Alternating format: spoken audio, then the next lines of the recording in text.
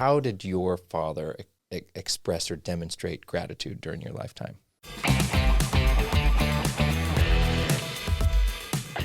Well, I think one of the coolest things that I had the opportunity and we were looking out your back windows, and it's like you're on a farm. And I actually grew up on a farm, and we had horses and chickens, and we didn't have any pigs. We had sheep, we had cattle, and it was an adventure every day. But I'll never forget when we had this amazing annual tradition of going on a horseback ride with my dad's closest friends. And they were developing some property in Sanpete County. And when they rode up and they're like, hey, one of the riders said, our family has a cabin right on the other side of this mountain. Well, what they didn't realize is that was about 28, 29 miles other side.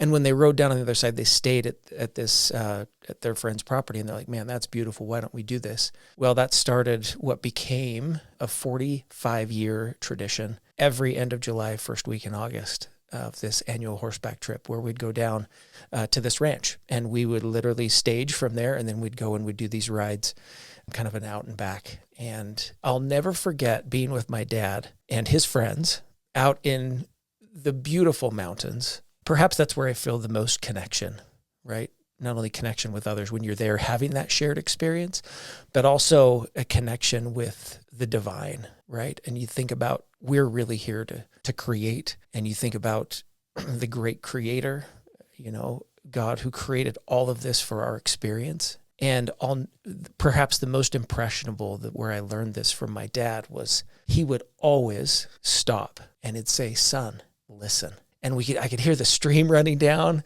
and you could smell these pines, you could see the quaking aspen, you're up high, and we'd kind of pull off to the side from the group of riders. Sometimes we had 30, 40 horseback riders, and we'd stop, and there was these meadows that would stop, and he'd always say, hey, come here. And we'd go over and we'd go by the stream. We'd give our horses a drink, and I'd just sit there and stand there by him. And the next thing I knew, my dad would take off his cowboy hat and kneel down by the side of this stream and just express his gratitude. And he was praying out loud.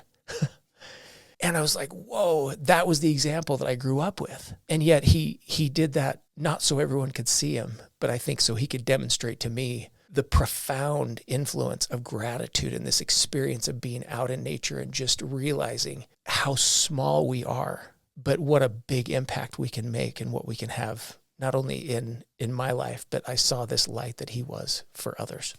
Well, I've heard so many people talk about the impact he had on them. And it wasn't just his children, but you have magnified that with the people that you touch, because you carry that with you.